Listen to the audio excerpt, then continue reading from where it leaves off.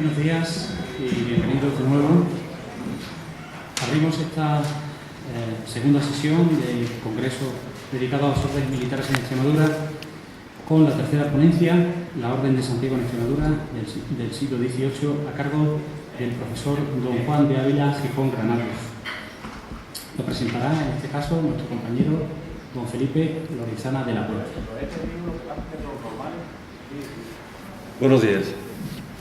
Don Juan de Ávila Gijón Granados es doctor en Historia por la Universidad Complutense de Madrid, con la tesis titulada La Casa de Borbón y las órdenes militares durante el siglo XVIII, bajo la dirección de la catedrática doña María Victoria López Cordón. Ha sido profesor visitante en el Instituto de Historia del CSIC y es profesor de Educación Secundaria desde el año 1998. También es investigador del proyecto Fisco, Finanzas y Negocio en la configuración de la monarquía hispánica, siglo XV al XVII, subvencionado por el Ministerio de Economía y Competitividad. Administra una web personal y 4 blogs especializados en las órdenes militares y en los represaliados del franquismo, que es su otra especialidad.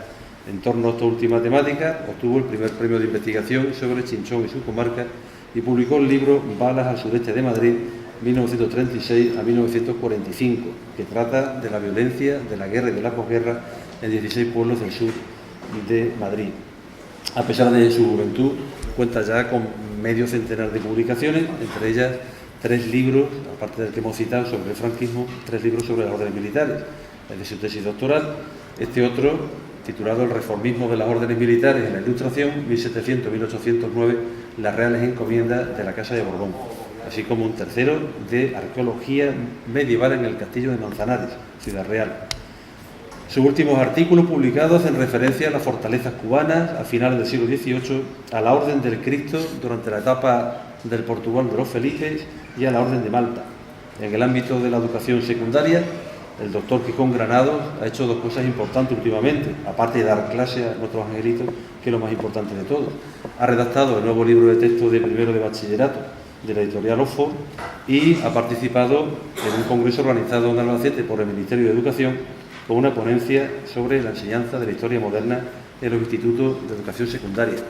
Convendrá conmigo, don Juan, que una de las pocas aportaciones buenas que nos trae la ONCE es que hemos recuperado la historia de segundo de bachillerato anterior al siglo XVIII. El título de su ponencia es La Orden de Santiago en la Extremadura del siglo XVIII. Hay muchos estudios sobre la Orden de Santiago, muchos estudios también sobre el territorio santiaguista en Extremadura, pero hay pocas visiones de conjunto.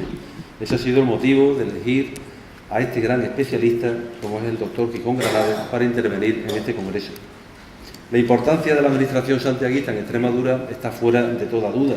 Con 5 gobernaciones, 28 encomiendas y casi un centenar de parroquias, la impronta que tuvo la Orden de Santiago todavía se puede percibir con facilidad en los pueblos del antiguo priorato de San Marcos de León, que la Primera República incorporó en fatídica decisión, ya saben, la bula Quo Gravius, al obispado de Badajoz, empeñado últimamente en el expolio documental. Pero situémonos en la Edad Moderna. Una vez agregados los maestrazos a la corona, los reyes hicieron uso y abuso de un patrimonio gigantesco. Estamos ante un claro proceso de señorialización. Los pueblos se venden, las encomiendas se privatizan y se destinan a uso y disfrute de los miembros de la Casa Real y de otros personajes de primera fila. En principio, pero solamente en principio, nada bueno debía suponer este proceso para los muchos vecinos, municipios e iglesias del territorio santiaguista. Claro que tampoco la desamortización de estos mismos bienes en el siglo XIX solucionó problema social alguno. No obstante, a veces las cosas no son como parecen, pero vamos a dejar que sea nuestro ponente, el doctor Gijón Granados, quien nos diga qué ocurrió con la administración directísima que la corona hizo del territorio santiaguista en Extremadura. Caballero, cuando quiera. Muy bien, buenos días a todos, muchas gracias. En primer lugar, tengo que agradecer, evidentemente, la invitación de la organización a este congreso y, por supuesto, a la ciudad de Garrovillas, tanto por su amabilidad como su acogida en estos 2 días. Tengo que felicitar de este éxito en concentrar un nutrido grupo de investigadores, cuyos trabajos, además, me interesan personalmente porque sigo trabajando en órdenes militares. Voy a resumir mi trabajo a lo largo de esta hora. Tienen ahí un guión de lo que les voy a hablar y para todos aquellos interesados, bueno, pues podrán leer con detenimiento la próxima publicación. En primer lugar, es una introducción sobre el origen de las órdenes militares y la evolución de la Orden de Santiago desde la Edad Media a la Edad Moderna. Después, ahora mejor, sí. Hablo de los territorios de la Orden de Santiago en la antigua provincia de Extremadura, que era del siglo XVIII, no estaba dividida en Badajoz y Cáceres, sino que era solamente una provincia, e incluso llegaba hasta Guadalcanal, que hoy está en Sevilla. Ahí les hablo de la nueva planta de las encomiendas, que se van a dividir en dos. La situación de la llegada de la nueva dinastía de la Casa de Borbón hace que dentro de la familia real tengan un nutrido grupo de infantes que se denominan segundones, que son todos aquellos que están por palacio y que están a la sombra del príncipe de Asturias. El príncipe de Asturias, como ustedes conocen, va a ser el sucesor, pero el resto no tienen ninguna ocupación lógica. A estos les van a dotar con encomiendas de órdenes militares para sufragar sus gastos. De ahí que de repente nos encontramos que en el siglo XVIII las encomiendas de Santiago, Calatrava, Alcántara y Montesa, aunque se siguen llamando así, en realidad se van a dividir en dos grupos. Es una nueva planta. Son reales encomiendas, la de los infantes, los señores infantes de la Casa de Borbón, que van a tener una gestión bien diferente, entre otras no pagan impuestos, ¿no? Por tanto, el beneficio líquido de la encomienda sube y crece y tiene un éxito muy importante a nivel económico. Y luego están las encomiendas de particulares, que son otros personajes de la corte, fundamentalmente militares y burócratas, que lo que hacen es añadir un subsidio, una subvención anual a sus otros, digamos, salarios, ¿no? Es una encomienda que puede dar desde 5.000 reales a 50.000 reales, en este caso en la zona de Extremadura. Después les hablo sobre los caballeros de estas encomiendas, les analizo quiénes son, tienen algunas biografías con un currículum impresionante en algunos casos. Y por último, los infantes de la Casa de Borbón. Les voy a comentar que hay algunas reales encomiendas en Extremadura y que supuso esto una modernización, tanto a nivel de la explotación agropecuaria como a nivel de los vasallos. Al final, unas conclusiones y finalmente un apéndice documental en donde están las 28 encomiendas de la Orden de Santiago y donde detallo los encomendadores y una especie de pequeño currículum, ¿no? Lo que llamaban un cursus honorum en aquel momento. Vamos a ver si funciona esto.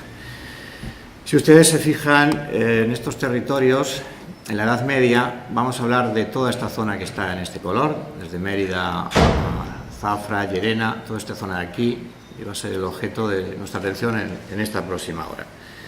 Nosotros tenemos una organización en la Orden de Santiago, esto es un plano del siglo XVIII, a un lado la provincia de Castilla, que iría desde Villarejo de Salvanés, se ve muy en pequeñito ahí arriba, en Madrid, hasta mucho más abajo, Murcia, Ojox, veo por ahí, es un pueblo de Murcia, Totana, Aledo, y a la derecha lo que tenemos es la provincia de León, que es de lo que estamos hablando, ¿no? Con todas las encomiendas, todas las poblaciones de Extremadura.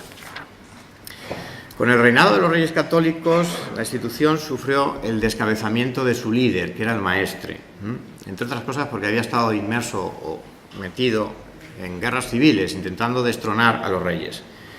Lo que ocurrió es que desaparece esta figura y a los reyes de España se les denomina administrador perpetuo. Y poco a poco, primero se queda con Santiago, Calatrava y Alcántara, y al final también engancharán con Felipe II Montesa para dominarla.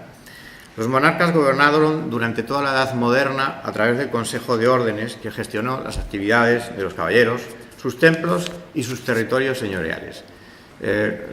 Les comento sobre los templos. Había dos formas de actuación. Una era que no se cayeran las iglesias, y en mi trabajo aparece un comentario de un párroco, creo que era Torremocha. Torremocha es un pueblo de Extremadura, en donde comenta que en plena misa tuvieron que salir corriendo por la puerta porque se empezó a caer la iglesia. Esto sucede porque son iglesias góticas, y estamos ya a la altura del siglo XVIII. Entonces, los comendadores tienen que gastar mucho dinero en estas iglesias. Las iglesias no se pueden abandonar. por el detalle espiritual, es un caballero religioso.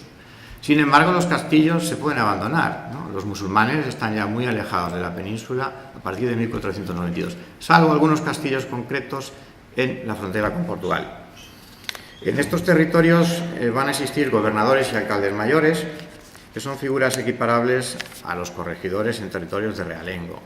Y luego hay una jerarquía de la Orden de Santiago, ¿no?, donde aparece el obispo prior de Uclés, es un religioso, el obispo prior de San Marcos de León es otro religioso, los comendadores mayores, que ya es un caballero de Castilla y León, y luego los caballeros treces, que en un principio, en la Edad Media, servían para inspeccionar o sujetar, digamos, al líder, ¿no?, al maestre. Como no hay maestre, estos caballeros treces ya en el siglo XVIII ni se nombran. Se va a nombrar alguno en el siglo XIX de forma más bien honorífica. Como ustedes bien conocen, ayer habló Carlos de Ayala, ¿no?, los caballeros son de dos tipos. Los freires clérigos, que son curas, muy importante dentro de la organización, que no son héroes militares, son simplemente religiosos, se dedican a ello, son esenciales en el desarrollo de la institución. Y luego los freires caballeros, que sí son los héroes y a los que les van a dotar con las encomiendas para defender con sus castillos. A la altura del siglo XVIII, como ustedes ya bien se imaginarán, no había enemigo, el enemigo estaba al otro lado del estrecho. Se produce un fenómeno que son las enajenaciones. Las enajenaciones en el siglo XVI, con Carlos I y también con Felipe II, es un fenómeno económico, es lo más complejo que les voy a explicar hoy, y lo que ocurre es que la encomienda de Aguilarejo, Almendralejo, Bastimentos de la provincia de León, Calzadilla, Lobón, Medina de las Torres, Monesterio, Montemolín y Montijo, que son 9 de las 28, se venden. Directamente buscan un comprador y de esa manera Carlos I y Felipe II mete en las arcas del Estado mucho dinero, vende el señorío. Quiere decir, cuando nombren al siguiente comendador, no tiene un señorío que visitar, porque no existe. Hay otro señor allí, cobrándole los impuestos a los vasallos e impartiendo justicia. Entonces, ¿qué es un comendador de Montemolín a partir del siglo XVII? Pues es un honor, es un título, y el Estado, lo que hace la monarquía es darle un juro compensatorio, esto es, un dinero concreto. Entonces, todos los años estos comendadores, que ya no tienen ni el castillo ni tienen vasallos, lo que reciben es un dinero concreto, con un problema. Por ejemplo, creo que era Almendralejo, son 4.000 reales en 1575. Lo que se hace es, de los últimos 5 años, se hace una media, un quinquenio, y se le da, ya no recogen diezmos ni nada, ni impuestos, y se le da ese dinero fijo. En 1575, 4.000 reales es un dinero importante. A la altura de 1800 es una broma, porque realmente el poder adquisitivo de esos 4.000 reales no sirve para nada. Y tengo en mi trabajo a un caballero que se queja exactamente de esto. Toma posesión de la encomienda y dice que ha tenido que pedir prestado, porque claro, tiene que pagar una serie de impuestos, una serie de libros al tomar posesión, y resulta que le cuesta más dinero que lo que le dan. Incluso se queja y pide pide por favor al Consejo de Órdenes que les den otra, y de hecho va a recibir otra, concretamente la de Montijo, que eran unos 9.000 reales, y con eso ya le llega, ¿no? Entonces, anualmente estos personajes son comendadores pero realmente no tienen un lugar para visitar. Repito, son estas, ¿no? Estas encomiendas, dependiendo de qué personaje, pues no las querían recibir. Fíjense en el aspecto que tienen los caballeros, se nos cuela aquí la informática, el aspecto de estos caballeros en el siglo XVI y cómo va evolucionando en el siglo XVII, con el repinte famoso de Velázquez, ¿no?, con la lechuguilla.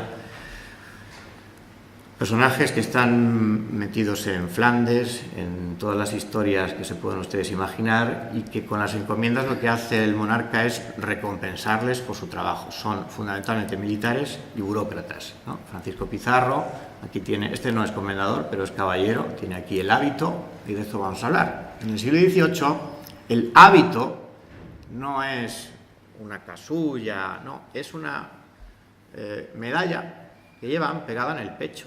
Y se habla del hábito de las órdenes militares. Entonces, conceder un hábito es ponerle esa medalla. Y algunos lo que van a hacer es tener distintas medallas. Ahora veremos a los infantes de la Casa de Borbón y entonces mezclan el collar del Toisón colgando medallas de la Orden de Santiago, otras francesas e incluso una banda, la Orden de Carlos III, que por cierto es la bandera de Argentina, ¿no? Que de ahí viene. También la banda naranja de la Orden de San Genaro, que la trae Carlos III desde el Reino de las Dos Sicilias, Nápoles, porque Carlos III era un infante segundón y lo habían mandado allí. Ocurre que se muere su hermano y no tiene hijos, Fernando VI. Entonces, algunos infantes segundones que los habían mandado por ahí los tienen que repescar, ¿no? Eran una molestia, como dice su propia madre, María Luisa de Parma, dice que qué hacemos con los chicos, ¿no? Hay que buscarles un reino por ahí. A uno lo mandan a Parma, el duque de Parma, a otro lo hacen obispo de Toledo, obispo de Sevilla, cardenal de la Scala. Y bueno, como a este hombre le gustaba mucho, digamos, el sexo femenino, ¿no? Y lo pillaron en distintas ocasiones en sus habitaciones de palacio, al final renuncia al obispado y que le dan, pues, encomiendas de órdenes militares, aparte de casarse, ¿no? Tiene una boda poco afortunada. La hija de este infante se casa con Manuel Godoy, y de esto vamos a hablar después, porque de esa manera don Manuel Godoy entra a formar parte de la familia real española. Después hablaremos de eso.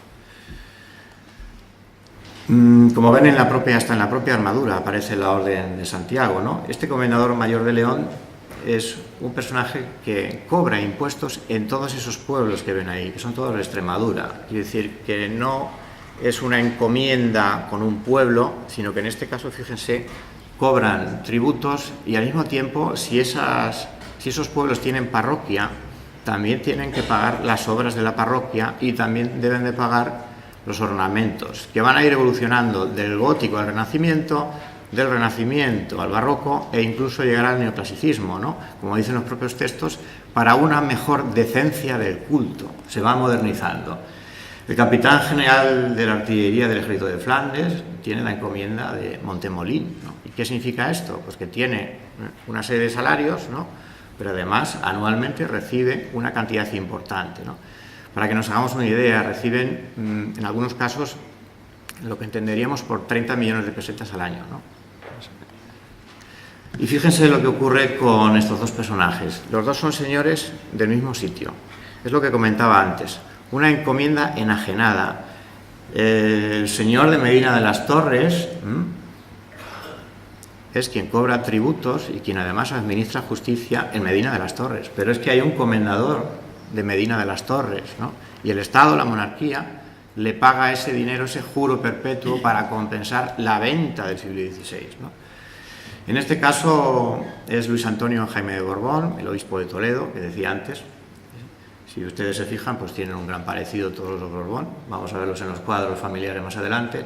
Y aquí, como pone, administrador de las rentas, no puede ser comendador, entre otras cosas porque tiene 35 encomiendas, nada más y nada menos. Las cifras que suman estos personajes al año son entre 3 y 7 millones de reales, están calculadas, ¿no? A base de salarios que vienen de Palacio, del antiguo Fernando VI, que es un hermano que ha muerto. Es que este personaje, además de ser hijo de Felipe V, que no está mal, es hermano de Luis I, hermano de Fernando VI y hermano de Carlos III. Y el único problema que tuvo es que se casó con María Teresa Vallábriga, que era una noble de menor categoría, en lo que se denomina un matrimonio morganático. Y entonces lo echó de Palacio, directamente, lo echó a Arenas de San Pedro, en Ávila, y solamente podía ir a Madrid a visitar a su hermano solo, no podía ir su familia. Y luego veremos el cuadro de Goya del Palacio, precisamente en Arenas de San Pedro, con Boccherini, el famoso compositor. Y lo que les quiero decir es que gran parte de las rentas de las órdenes militares, incluidas las de Extremadura, van a terminar pagando el cuadro de Goya, la música de Boccherini, el maestro de esgrima que les da clases, etc.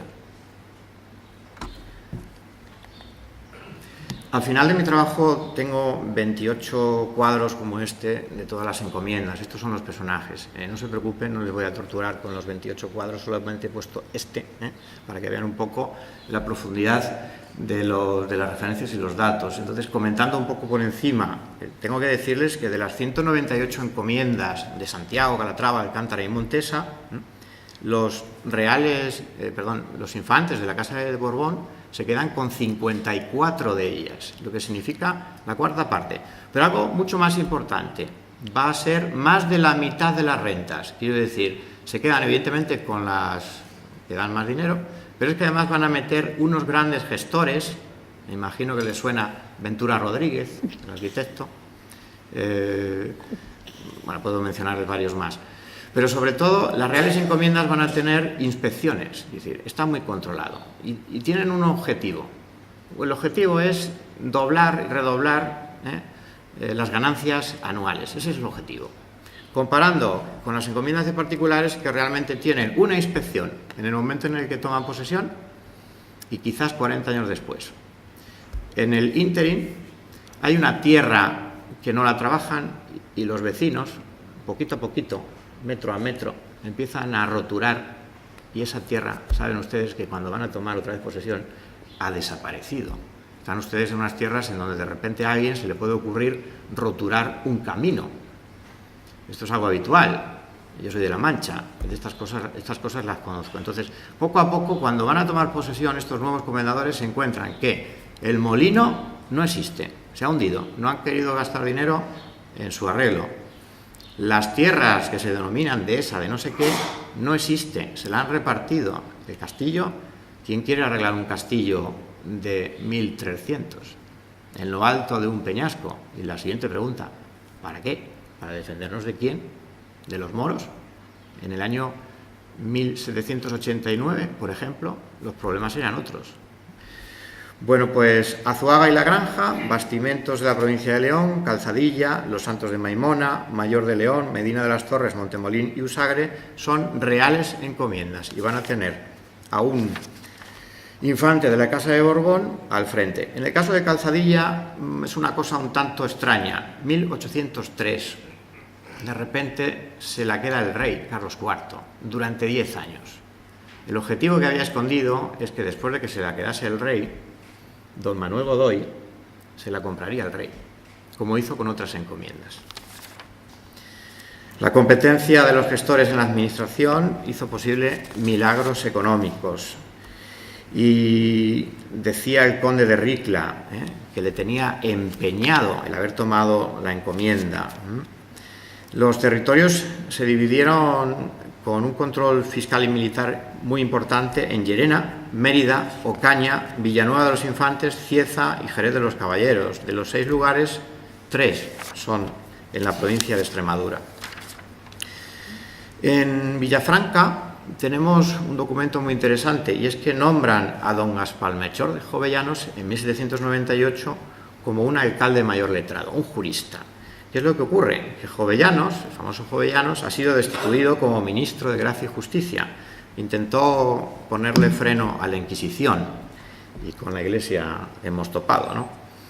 En lugar de ir allí desterrado a Extremadura, lo que hizo fue irse a su pueblo, se fue a Gijón y fundó allí una especie de academia asturiana para estudiar la lengua, ¿no?, y las tradiciones. En 1800 don Manuel Godoy lo apresa y ordena su detención y lo lleva desterrado a Mallorca. Lo tuvo preso en el castillo de Belver hasta la Guerra de Independencia. Los infantes segundones de los que ya he hablado, Luis Antonio Borbón de Farnesio, que hemos visto ahí, tuvo concretamente 18 encomiendas de Santiago. De las 35 que tuvo, 18 de las de Santiago, algunas de ellas aquí en Extremadura. Y esto significaba una importante dotación económica que compensaba sus actividades. Debido a esta apropiación de la familia real, había ya menos mercedes a repartir. ¿Y cómo resolvió este problema Carlos III? Pues se pueden ustedes imaginar. Fundamos otra parecida, similar, aunque ya no haya territorios, y repartimos dinero. La orden de Carlos III es la plasmación. Atienda la información. Gracias. Veo que está muy atento. Gracias. Este es el hermano de don Gaspar Melchor de Jovellanos. Es el hermano. Evidentemente estamos en España y si tiene uno un cuñado en un ministerio, pues es evidente que de alguna manera le puede caer una dádiva, ¿no?, o alguna subvención. Todavía estamos en España, ¿no? Entonces decía, que la familia real, como se queda con gran parte de estos bienes y ya no hay para repartir, pues crean la Orden de Carlos III, que ya no tiene territorios, pero sí hay dinero. Y por cierto, la mitad del dinero de la Orden de Carlos III, adivinen de dónde sale. Pues es un impuesto nuevo que se crea para las encomiendas de las tradicionales órdenes militares. Quiero decir que parte de ese dinero sale de las encomiendas y el otro 50% de la Iglesia, directamente, Iglesia con mayúscula.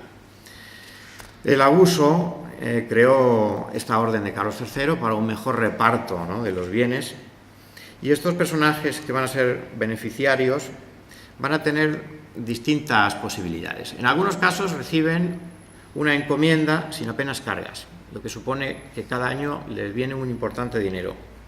En otros casos tienen una carga con 1/3 de su beneficio para otro personaje, quiere decir, tienen una encomienda, pero tienen una carga que es una pensión para otro personaje. Es 1/3 de lo que ellos ganan al año va a otro personaje. Y luego hay posibilidades. Entre 1.000 y 12.000 reales al año hay otros personajes que reciben otra pensión de distinta categoría. Entonces, puede haber un militar y un burócrata, digamos, ahí metido en una encomienda que está ganando todos los años 1.000, 2.000, 5.000 de forma vitalicia. Todo esto se produce a lo largo del siglo XVIII, en donde, como ven, hay una nueva planta y un mejor reparto de las encomiendas.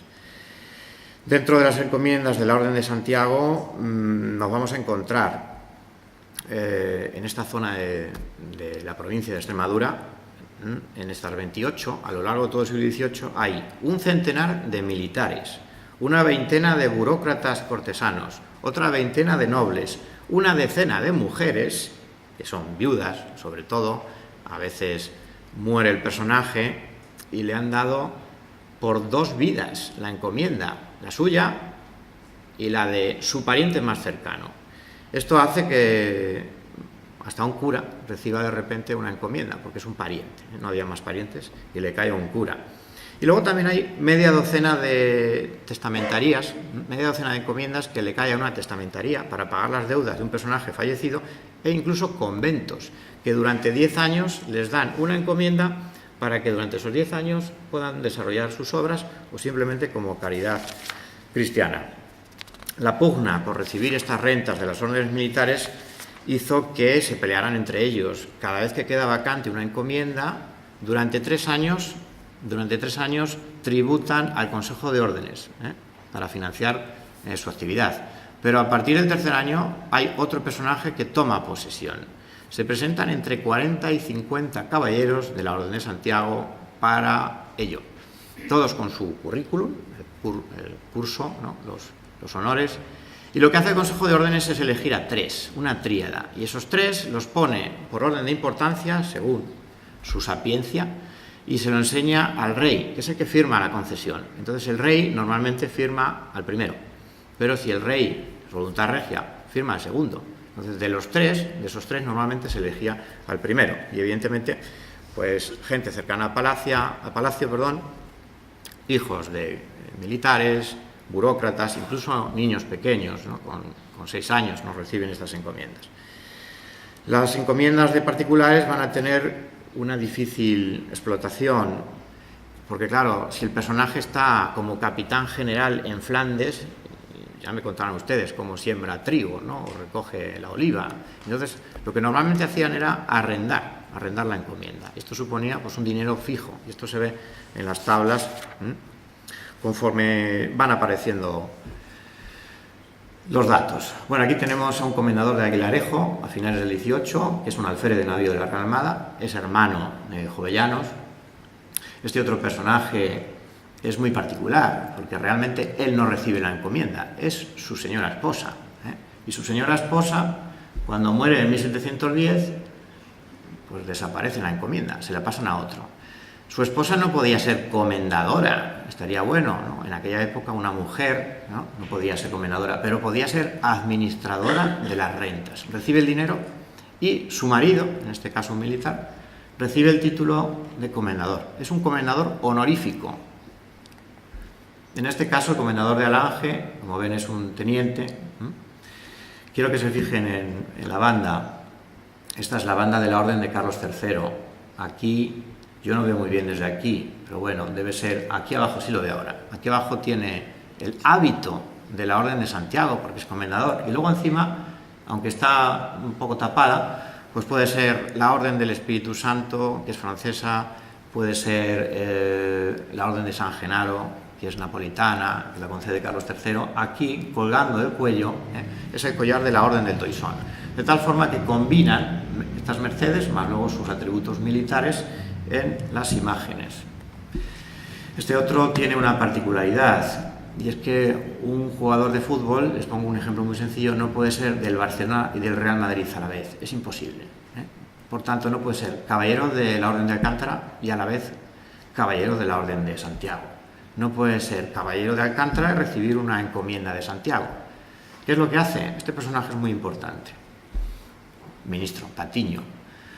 Pues Patiño, que recibía el hábito de Alcántara y luego una encomienda de Alcántara, cuando en el 19 le dan una encomienda que le reporta mucho más dinero, pues directamente pide permiso a Roma para que le quiten ese hábito y le concedan el otro.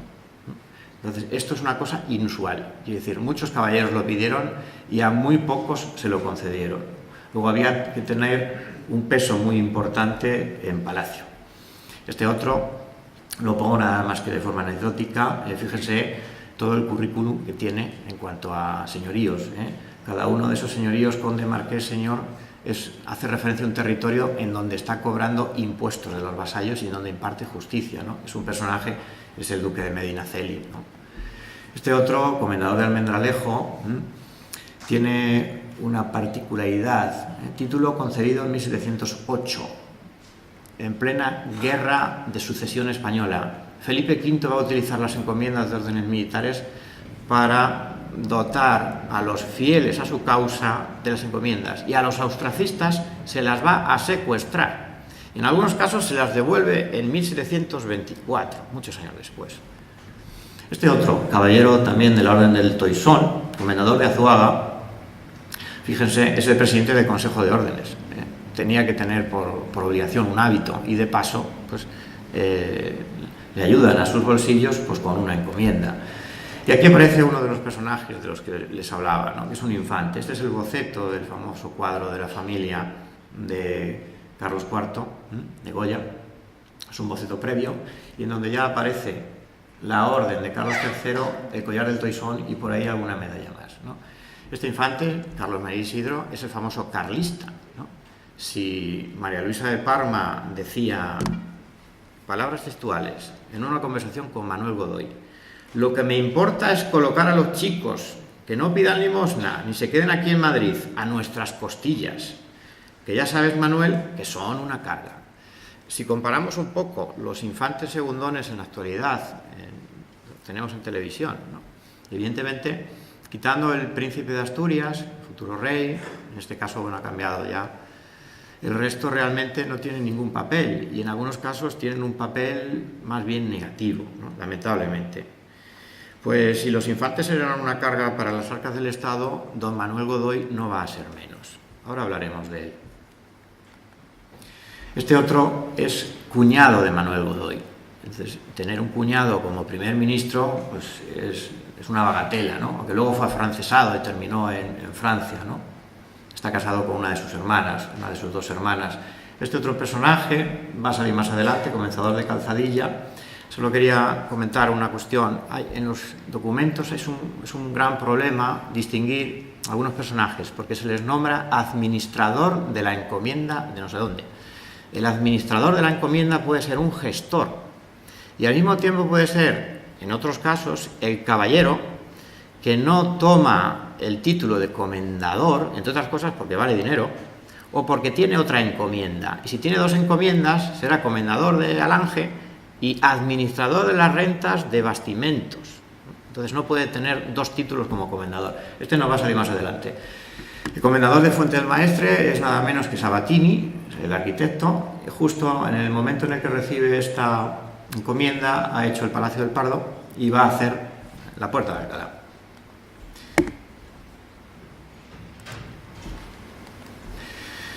Este otro comendador Fíjense, este es más centrado en el siglo XVII, ¿no? Como ven, acaba en 1733, de ahí su aspecto, ¿no? Está concedido por ser el nieto de alguien importante, no por sus méritos personales, sino por el de su abuelo. Este otro, que está enterrado, no tengo el retrato, ¿no?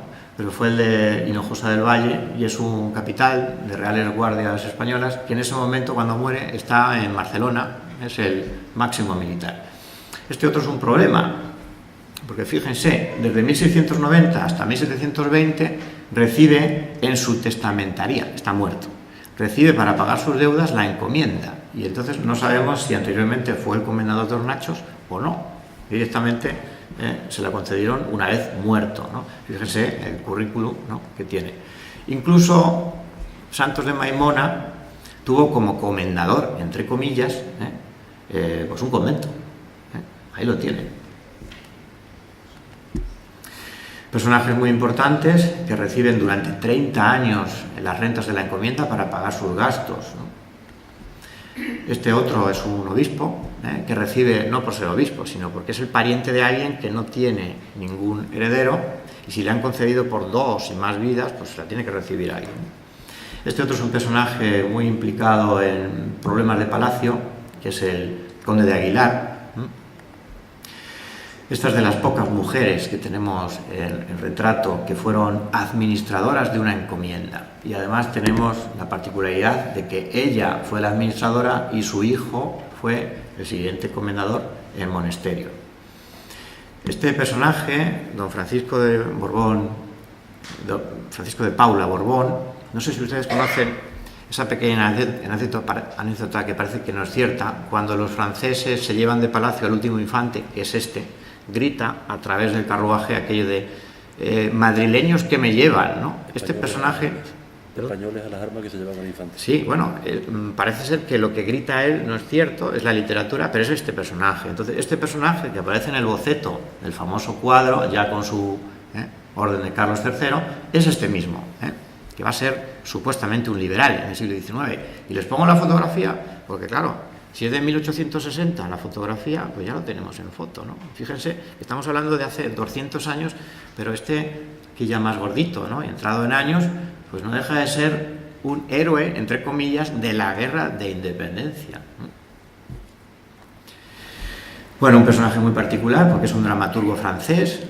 Tan solo conozco a este que le dieron una encomienda y otro que creo que era el director de la Biblioteca Nacional, no mucho más. Este otro comendador de Usagre tiene la desgracia, entre comillas, de que su encomienda se la dan, pero con la tercera parte de la pensión para otro personaje, es un teniente, con lo cual las rentas disminuyen. Y este personaje supongo que ustedes lo conocen más que de sobra, ¿no? Recibe Manuel Godoy 2 encomiendas, Ribera y Aceuchal y Valencia de Ventoso. Además de esto, que no está mal, su hermano mayor no recibe encomienda porque es cura, debió ser muy piadoso, pero todos los demás hermanos recibieron una encomienda. Sus hermanas no reciben encomienda, pero su marido sí. Y sus 2 tíos, que son militares, también reciben una encomienda, ¿no? Entonces, desde la posición de primer ministro reparte mercedes, supongo que también a los amigos, pero me he centrado nada más que en la familia, ¿no? Manuel Godoy decoró sus pechos con la Orden de Santiago, la Orden de San Genaro, que aparecería en una banda en naranja, la vamos a ver después en otros personajes, esa es una orden napolitana, la Orden de Carlos III y también la Orden del Toisón de Oro, ¿no? En este caso aquí, más jovencito, solamente lleva el hábito de la Orden de Santiago, que es esta medallita, ¿no? Luego más adelante ya empiezan a brotar las medallas por aquí, y luego al final de sus días, pues como bien conocen, fue defenestrado, ¿no?, del poder. Bueno, este personaje es muy importante porque fue nombrado como uno de los Gran Cruz de la Orden de Carlos III, que son 70 personajes. Es un círculo muy cerrado. Igual que la Orden del Toisón, son 50 collares. Quiere decir, se tiene que morir alguien para que tú heredes ese collar, ¿no? Había caballeros de la Orden de Carlos III, pero Gran Cruz solamente eran 70. No contento con todo esto, Godoy recibe el collar de la Orden del Toisón de Oro y además, cuando se crea en 1792 la Orden de Damas nobles de María Luisa, es una orden militar entre comillas, pero que es femenina, pues su hermana entra, su hermana María Luisa. Además esto es un grupo muy reducido. Entra su hermana María Luisa y su hermana Ramona, las nombra a las dos. Y además también la mamá de su esposa, María Teresa de Vallábriga, que se había casado en matrimonio morganático, como decía antes. Entonces reparte entre toda la familia. Cuando se case con la hija de esta mujer que acabo de mencionar, su esposa tiene prohibido utilizar el apellido Borbón por orden de Carlos III. Pero claro, 2 años después de casarse, le cae una gracia a su señora esposa, que es volver a utilizar el apellido Borbón. ¿Esto qué significa? Pues que su hija Carlota se llama Carlota Godoy y Borbón, y es además un personaje, aquí tenemos otro comendador, muy importante. Ahora veremos por qué. Ahí tienen ustedes, supongo que se ve bastante claramente. A la derecha del todo hablaba de Carlota Godoy Borbón. La rama Godoy Borbón es la cuarta para acceder al trono. Aquí, si hubiese habido una epidemia, hasta el propio Godoy podría haber terminado como rey, o sus hijos, ¿no? Fíjense, partimos de Felipe V, que tuvo 2 esposas. Aparece Luis I, muere, Fernando VI muere, y luego de los otros hijos del segundo matrimonio, Luis Antonio, que es el padre de María Teresa, se casa con María Teresa Borbón Vallábriga, está casada con el matrimonio morganático, es que se llaman igual, María Teresa Vallábriga. Y su hija, que se llama María Teresa, es la que se casa con Manuel Godoy, la condesa de Chinchón, por si le suena más. Y a su vez tiene su descendiente, Borbón Godoy. Si vamos por esta rama, Felipe I de Parma, que lo vamos a ver después, son los duques de Parma. Existe todavía esta rama. Por esta otra rama, con Carlos III, Francisco Javier, que muere muy joven, con 14 años, Antonio Pascual, muere sin descendientes, Gabriel, que tiene una rama braganza, portuguesa, y luego tenemos Francisco de Paula, que es el papá de Francisco de Asís, casado con Isabel II. Tenemos a Carlos María Isidro, que es el carlista, y tenemos a Fernando VII. Quiere decir que don Manuel Godoy se mete de lleno en la familia real española. Entonces, en mi tesis doctoral me hacía esa pregunta: ¿Manuel Godoy, valido de Carlos IV o miembro de la familia real? El propio Godoy en sus memorias decía que Carlos IV me enlazó a su familia para elevarme en altura. Esto lo dice hoy. Evidentemente no conocemos la verdad, ¿no? Con Godoy los franceses quisieron mandarlo a Malta y hacerlo gran maestre de la Orden de Malta, ¿no? Evidentemente se negó. Entre los familiares de Godoy hubo un montón de personajes, ¿no?, que se aprovecharon del poderío de este importante personaje de la corte para adquirir una de sus encomiendas. Ahí tienen ustedes una de nuestras cortes, secundaria, está en Arenas de San Pedro, en Ávila. Palacio construido por Ventura Rodríguez, que está aquí, ya un poco pocho porque se va a morir el año siguiente.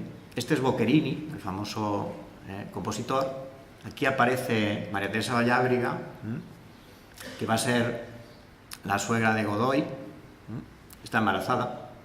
Y aquí es inconfundible don Luis Antonio, ¿no?, un parecido al actual ex-rey, ¿no? Luego tenemos otros personajes, ¿no? Esta es María Teresa Vallábriga, este es el propio Goya, la que está pintando. Este de aquí es otro personaje, otro infante, que lo van a hacer obispo de Toledo para que no tenga hijos y no dé problemas, ¿no? Porque claro, en palacio, cuanto menos infantes mejor, ¿no? Otro infante segundón, en este caso Felipe de Borbón, es hijo de Felipe V, hermano de Luis I, hermano de Fernando VI, hermano de Carlos III, pero no le llegó el trono, se quedó ahí. En este caso, pues fíjense cómo va creciendo, ¿no?, y termina siendo el duque de Parma. Por supuesto, tiene sus bandas, sus órdenes militares, como van apareciendo las medallas. Esta es la corte de Parma. He puesto esta foto, por aquí aparece el personaje, y fíjense los 2 hijos que tiene. Es muy interesante. Por supuesto, el varón va a ser el siguiente duque de Parma, pero es que esta es María Luisa de Parma, que es la mujer de Carlos IV. La familia de Felipe V, en este cuadro de Jean Rang, de principio de 1724 por ahí, bueno, aparecen consolidados, este es Felipe V, y aparecen por aquí los distintos personajes. Luis I, que va a morir pronto, aparece también Fernando VI, que en principio es un secundario, de hecho lo nombran Gran Prior de Castilla y León de la Orden de San Juan de Jerusalén, lo nombran prior para quitarlo del medio. ¿Qué ocurre? Pues que se muere su hermano, Luis I, y entonces entra a ser príncipe de Asturias, futuro rey. Cuando luego muera, su hermanito, que está por aquí, que es Carlos III, tiene que venir de Italia para gobernar el país. Y el que no va a gobernar es este, que es Felipe, el duque de Parma, aunque aparece aquí con faldita, es don Felipe. Este otro cuadro de Van Loo, muy conocido, pues lo mismo tenemos los mismos personajes. Este de aquí es Carlos III, este es el duque de Parma, que decía don Felipe, este es don Luis Antonio, el obispo de Toledo y Sevilla, Felipe V, y aquí tenemos Fernando VI. Fernando VI, que como no tuvo hijos, pues no tiene un retrato familiar, ¿no? Sin embargo, pues vuelvo a incidir. Carlos IV, Francisco de Paula, todos estos van a tener encomiendas porque es un infante segundón. Tenemos aquí al duque de Parma, el que está en brazos es el hijo, que ya tiene además hasta la banda de Carlos III, ¿no? Este de atrás es un hermano del rey, Antonio Pascual. Este otro es Fernando VII, príncipe de Asturias, por lo tanto no recibe nada de los militares, pero detrás tenemos a Carlos María Isidro, el carlista. Durante el carlismo hubo territorios en Extremadura y en La Mancha que sorprendentemente apoyaron la causa carlista. La única explicación es que eran vasallos precisamente de don Carlos. Es la única explicación. Los comendadores, que eran infantes de la Casa de Borbón, tenían mucho dinero. Esto hizo que en Extremadura, gracias a ellos, algunas de las iglesias que hoy están en pie, de manera desinteresada, pusieron ellos directamente el dinero, porque había unos pleitos que en algunos casos duraban 40, 50 años, y lo que era una grieta en el techo, al final lo que ocurre es que durante 40, 50 años se cae la iglesia, ¿no? Y entonces ya tenían que remontar y gastarse 200.000 euros en arreglar la iglesia. Hay iglesias incluso de pueblos pequeños, porque todas las tenían, parroquias. Con los castillos no había problema, dejaban que se hundiesen y no tenía ningún problema, porque los enemigos estaban muy lejos. Les comentaba antes la anécdota. La iglesia de Torremocha, 1751, dice el cura párroco textualmente: habiéndose visto el pueblo obligado a salirse tumultuosamente de la iglesia, al ver que por varias partes se iba cayendo. Esto costó rehabilitarla 200.000 euros. Quien dirigió el proyecto fue Ventura Rodríguez, que lo veíamos en el cuadro, aunque luego lo ejecutaron otros maestros de la provincia de Extremadura. El patriarca de la nueva dinastía borbónica, Felipe V, tuvo a Luis I como sucesor, Fernando VI como sucesor, y por tanto tenía unos infantes, unos personajes en palacio que tenía que dotarles de algunas rentas, ¿no? De algunas mercedes. El infante don Luis Antonio, que ya lo hemos visto, tuvo encomiendas de órdenes militares en Extremadura. El duque de Parma no, el duque de Parma las tuvo en otros lugares. Antonio Pascual de Borbón, un hijo de Carlos III, también tuvo en Extremadura. Carlos María Isidro tuvo en Extremadura. Francisco de Paula también tuvo en Extremadura. Los personajes que ven ustedes aquí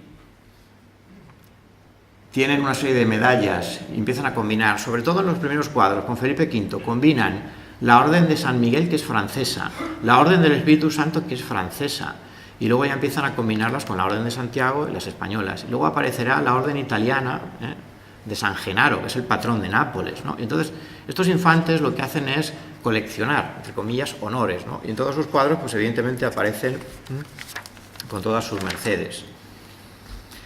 Yo creo que me he portado bien, ¿no? Me quedan unas conclusiones, nada más. Les voy a hablar de unas conclusiones y con esto, si tienen alguna pregunta, pues vamos a dejar mejor ese cuadro. Pues les contestaré, si sé contestarles.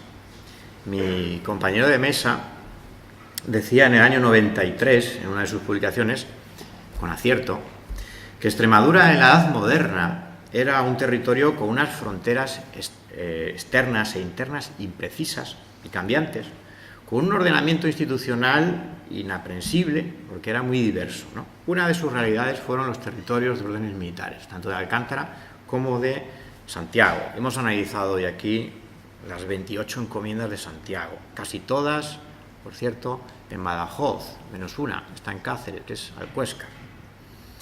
Abandonados los castillos ante un inexistente enemigo, las encomiendas siguieron produciendo rentas y adornando los bolsillos de destacados personajes de la corte, fundamentalmente militares y burócratas, y hasta la propia familia real española. Este abuso en la apropiación de las encomiendas, que antes se daban a caballeros, precipitó la orden de Carlos III, y que fue imitada por las mujeres con la Real Orden de Damas Nobles de María Luisa, que también se dotó a las infantas de Francia, puesto que eran familia. Continuaba, por tanto, el uso de las órdenes militares como caudal económico, por una parte, y de distinción social, por otra. Esto es muy importante.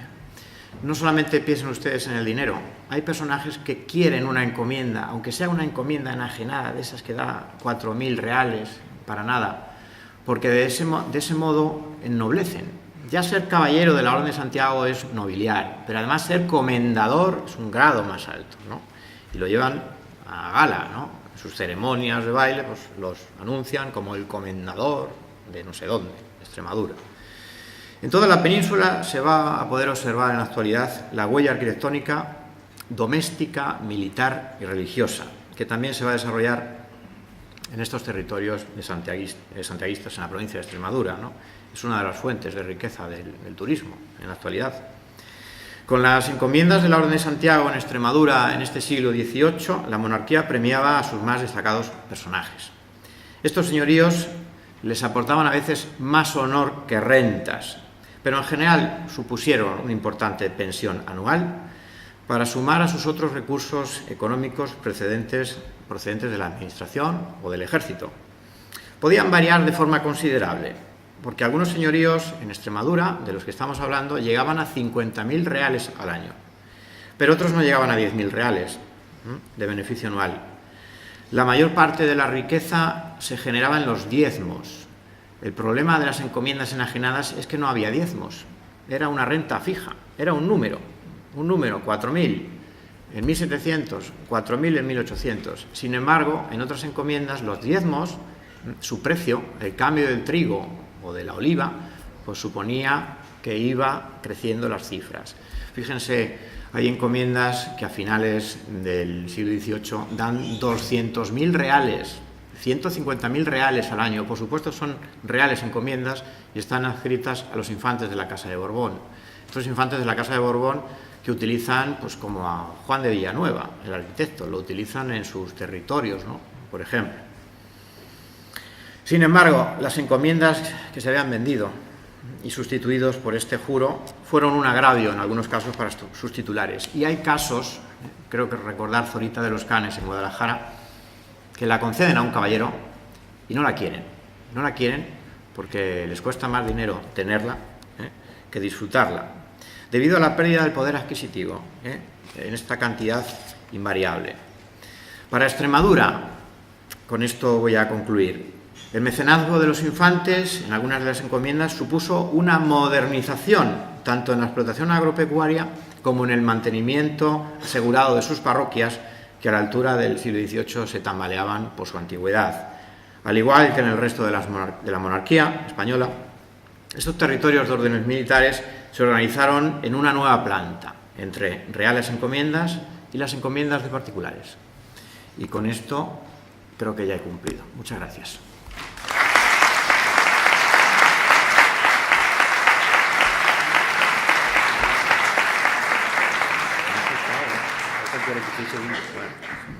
Nos sobran 46 segundos. Muchas gracias. La verdad que sí. Bien, yo creo que podemos restarle 10 minutos al café y abrir un turno de preguntas. Eso sí, hará favor de ser breve para que demos el turno al mayor número posible de congresistas. Leandro.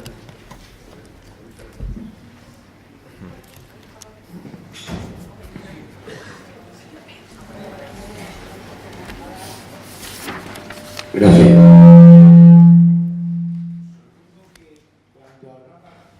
Sin micrófono también le oigo, no se preocupe. Sí, quizás mejor. Perfectamente.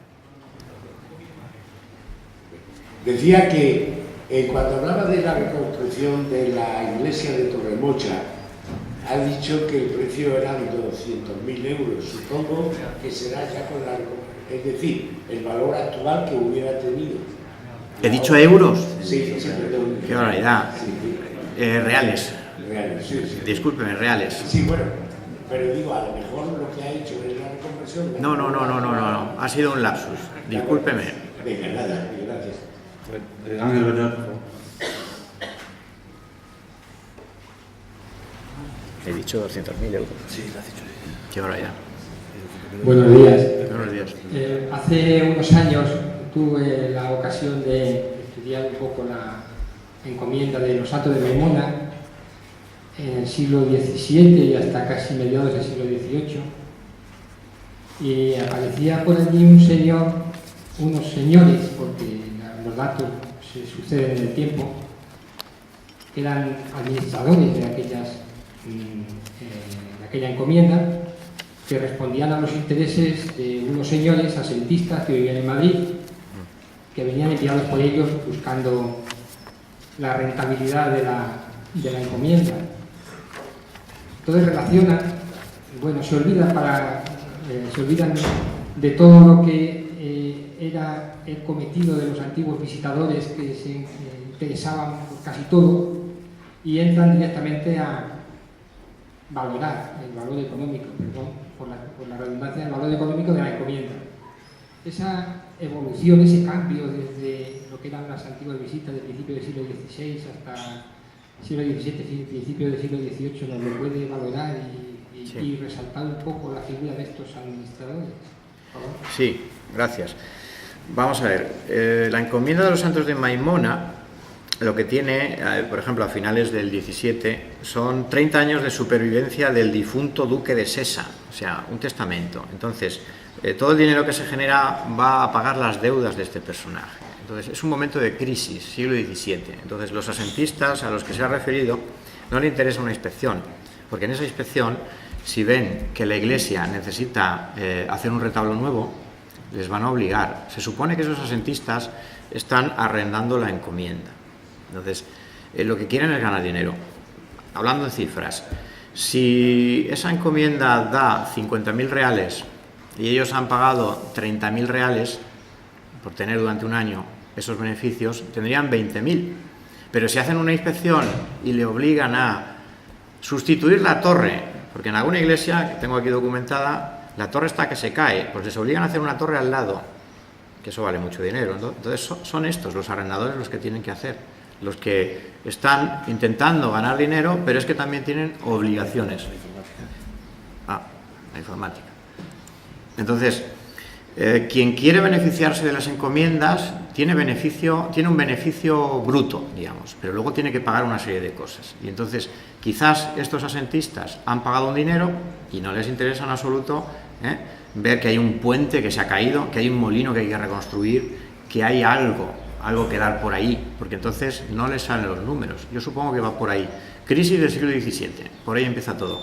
Y luego a partir del XVIII lo que tenemos ya es, bueno, aparece ya otro tipo de gestión, ¿no? En donde ya los Borbón, por ejemplo, en los Santos de Maimona también aparecen.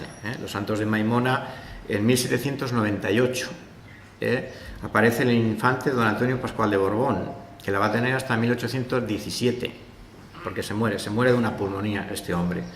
Este es el que salía detrás de Carlos IV, esa cabecita que aparecía por ahí en el cuadro de Goya, de la familia Carlos IV. Después, curiosamente, es Fernando VII el que hereda esta encomienda, entre el 17 y el 33, hasta que se muere. ¿Por qué Fernando VII hereda la encomienda de sus rentas? Porque eran de un familiar, su tío en este caso, ¿no? Después de Fernando VII las hereda la regente María Cristina, durante 3 años, y en el 36 esta encomienda la cede al Estado, sus bienes, para poder sufragar la guerra carlista. Entonces, en el año 36, los Santos de Maimona ya es un territorio, vamos a llamarlo así, de realengo, deja de ser un señorío, y es para pagar pues, el esfuerzo económico para intentar ganar la guerra carlista. No sé si te he contestado más o menos a lo que querías. Sí, bueno, los administradores, como decía antes, pueden ser de dos tipos. Los gestores y alguien, no sé si recuerdan los nombres. No. Bueno, pues si aparece como comendador, es que puede tener el título de comendador, pero si no pueden ser comendadores por algún motivo, son administradores. De ahí la confusión en algunos papeles, porque un administrador de las rentas puede ser realmente el comendador y puede ser sencillamente Mandados por el comendador. enviados por el comendador. Entonces son sus administradores, porque evidentemente el comendador está en Flandes o está en Madrid y por aquí ni pasa en algunas ocasiones. Realmente la toma de posesión es muy significativa.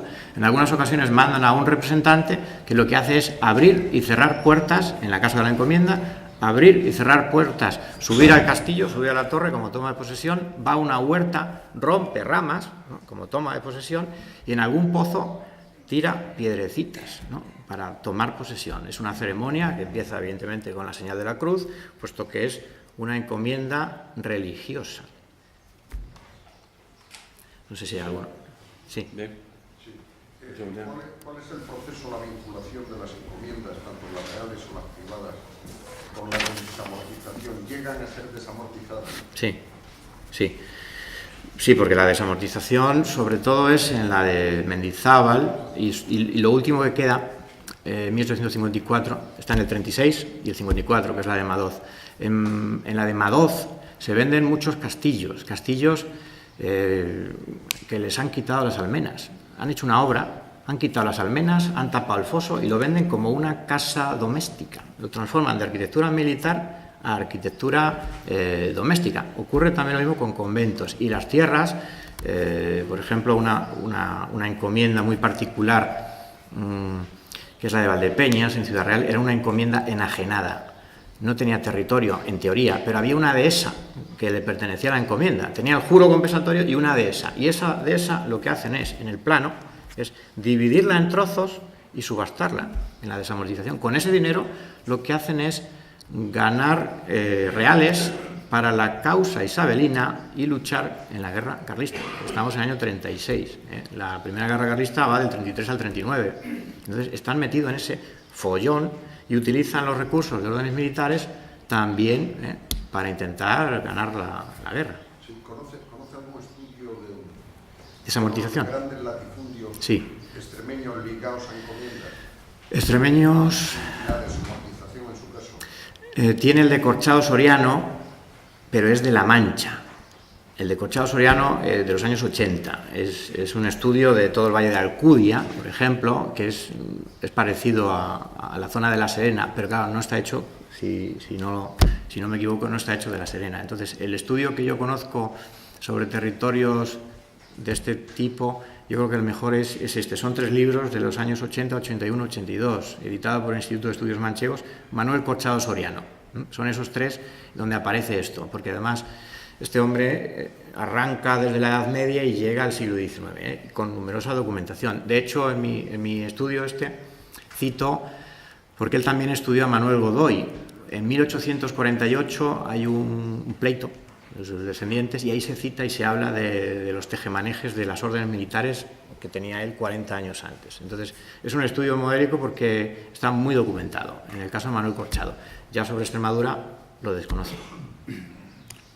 Hay varios estudios sobre la desamortización que incluyen el tema de las encomiendas, pero no hay un estudio específico, pero bueno, está estudiado el tema. ¿Cabe la posibilidad de que los pueblos donde se asienta la encomienda pudieran comprar la misma? Sí, claro. El problema, esto ya es un follón, se pueden ustedes imaginar. ¿Quién compra realmente las tierras? Burguesía. La idea de un político, no recuerdo el nombre, en las Cortes, era que se repartiesen entre los jornaleros a un precio de bagatela. Pero lo que hacen realmente es que están en medio de la guerra carlista y no pueden hacer eso. Entonces, lo que hacen es subastarla. ¿Quién la va a comprar? Pues quien tenga más dinero. Entonces, algún noble, su señorío, lo convierte realmente en tierras de una burguesía ennoblecida, ¿no? Entonces, en general, suelen ser los grandes latifundios, pues burgueses de Madrid, en este caso, ¿no? Que luego va a evolucionar aquello del señorito, ¿no? Pero es que realmente es eso. Entonces, ¿quién va a comprar? Que tiene dinero.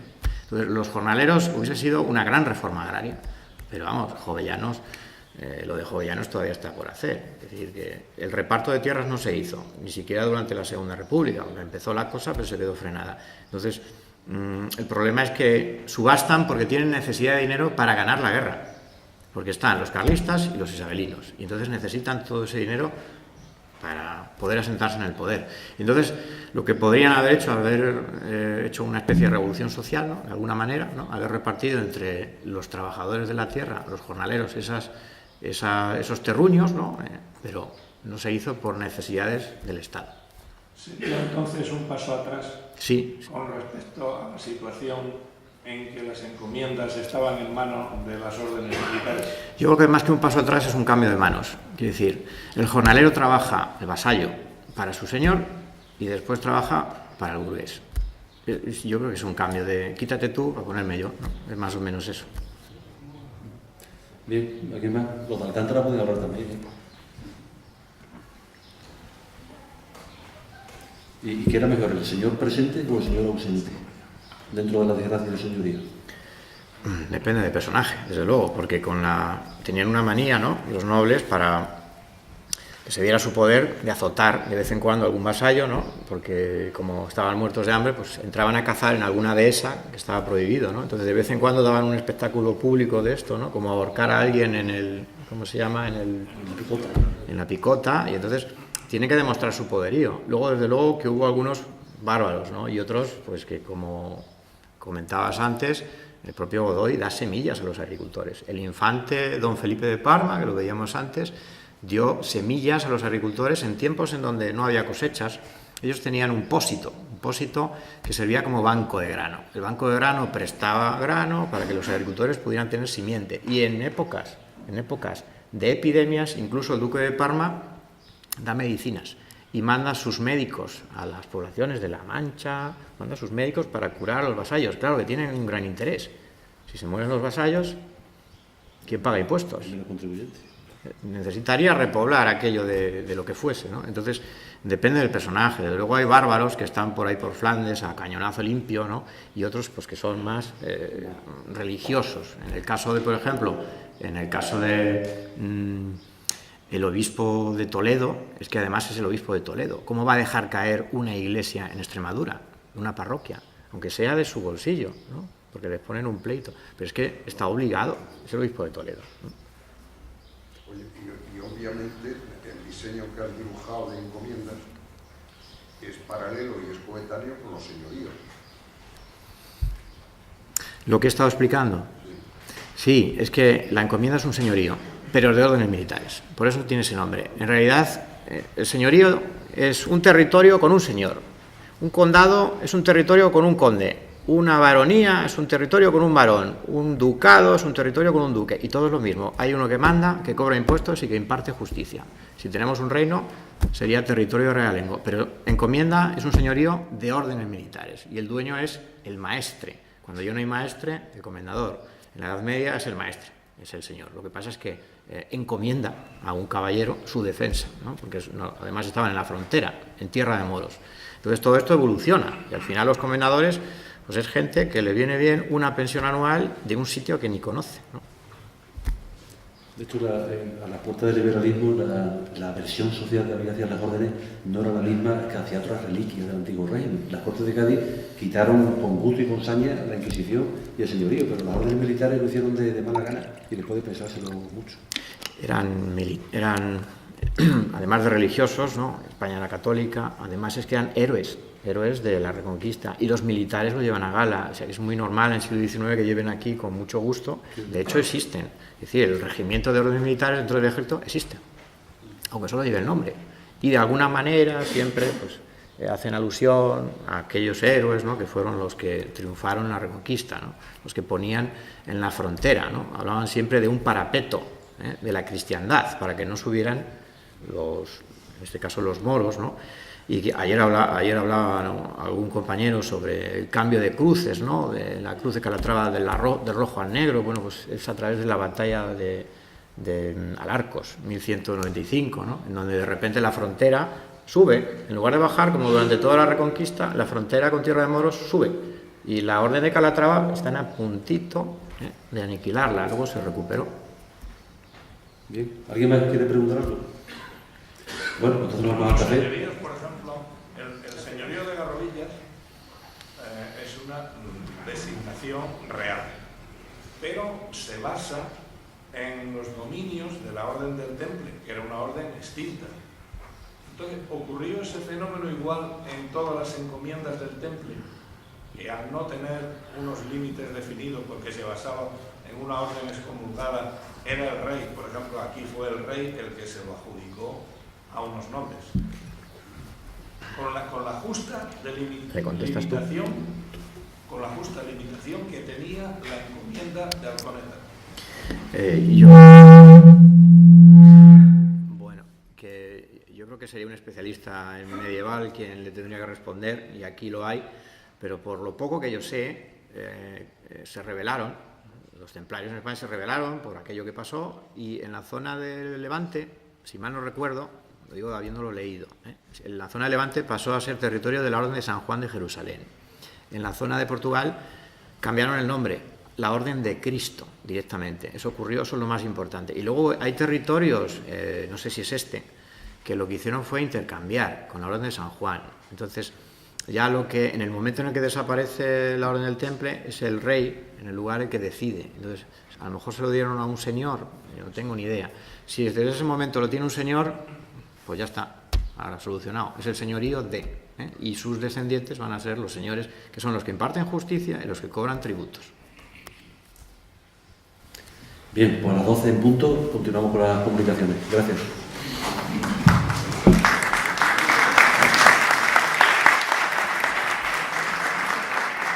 Bueno, pues nos hemos cortado, ¿eh?